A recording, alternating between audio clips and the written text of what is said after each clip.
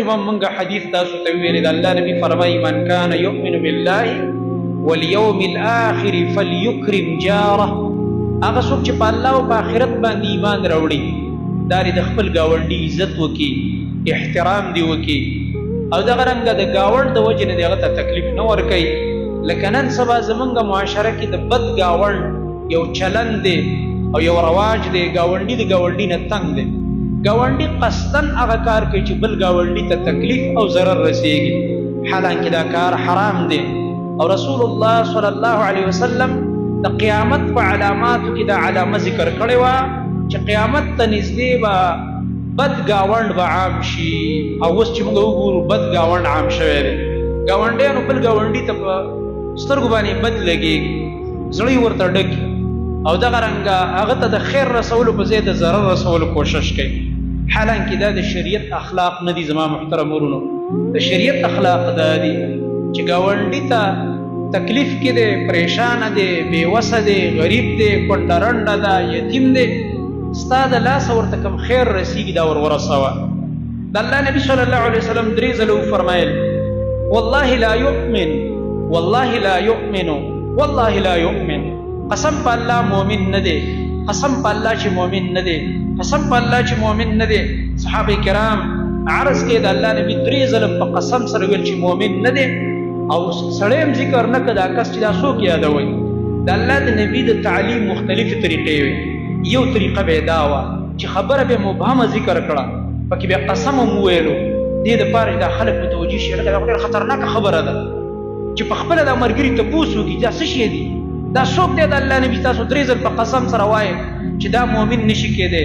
د الله نبي ورته وفرمایل الذي لا یأمن جاره بوائقه، هغه کس چې د هغه نه د هغه ګاونډي د ده د ضرر نه په امن کې نه دی، دې ګاونډي ته ضرر ورکوي، تکلیف ورکوي، دا انسان چې دی دا مؤمن نشي کېدلی. چې داسې د شر کارونه کوي، داسې د فساد کارونه کوي چې بل ګاونډي دې په اور کې ولاړ دی، بل ګاونډي تنګ دی په دې ګاونډ کې، پریشانه دی په دې ګاونډ کې چې لکه دا زه په کومو خلکو کې اوسېږم، نو دا انسان چې دی د الله نبي فرمایي دا مؤمن نشي کېدلی. لکه تاسو وګورئ نن سبا دا په دې ګاونډونو کې څومره بد اخلاق د عامي د دې د لاسه بل ګاونډي دې تنګ. یو ګاونډي به میوزیک به تیز سټارټ کړی، ګاونډي به هغه بل یو داسې غلط کار کوي چې بل ګاونډي به د هغه د لاسه تنګي، پریشانه وي، داسې حرکتونه داسې کارونه به کوي چې د هغې د لاسه ټول ګاونډ هغه ته خیرې کوي. ګاونډ چې دی د هغه نه تنګي او پریشانه، داسې نور ګډوډ حرکتونه کوي. نو د الله نبي فرمایي دا مؤمن نشي کېدلی. د الله نبي صلی الله علیه وسلم په مخ کې د یو زنانه تذکره وشوله.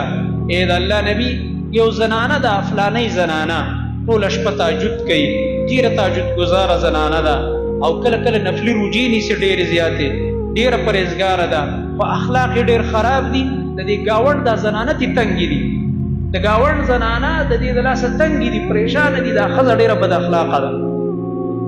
د الله نبي فرمایل دا د جهنمۍ ښځې خوی دی او صفت دی. په دې عباداتو دا نه خلاصېږي چې عبادات ډېر کوي، نفلي عبادات دي ځان لیکې، کمال دا دی چې ستا د لاسه بل ته فایده ورسېږي. نو که ته نفلي عبادت کې دې سره سره ځان هم لږ کنټرول کا کنه، اخلاق دې هم لږ ښه کنه، بیا به تعالی د عبادت فایده درکړي. اوس چې ته یو طرف ته عبادت کې بل طرف ته خلکو ته ضرر ورکې، نو دا ستا عبادت خو بېرته هغه طرف ته لاړو کنه. څنګه چې د الله نبي فرمایي چې چاته دې په ژبه یا په لاس ضرر ورکو، د قیامت پر ورځ ستا نیکۍ ټولې هغه ته اکاونټ ته تللي دي. نو تاله دې تهجدو څه فایده درکړه، تاله دې روجو څه فایده درکړه، او تاله دې نورو نیکو اعمالو څه فایده درکړه. او دغه رنګ د الله نبي صلی الله علیه وسلم په نیز باندې تذکره وشوله. داسې یو زنانه دی د الله نبي صرف فرض مونځ کوي 5 وخته، چې روژه راشي د رمضان روژې نیسي، او ورسره د خپل وس مطابق چې داسې لږ هغه زمانه کې پنیرونه او د پنیرو یو ټوکړی کور کې پرته وي وړه غوندې ګاونډ کرې ولېږي، به داسې ښه ښځه ده، ښه اخلاق کوي، نور داسې نفلي روژې او د شپې تهجدونه مجدونه نه کوي، فرض روژې نیسي او فرض مونځ کوي او د ګاونډ سره ښه اخلاق کوي. د الله نبي صلی الله علیه وسلم فرمایل دا زنانه چې دا ګاونډ ته پریشانه نه دی او د دې د وجې نه د ګاونډ سره حسني سلوک دی، ښه سلوک کوي د خپل ګاونډ سره، دا جنتۍ زنانه ده او د جنت والاونه ده دا زنانه.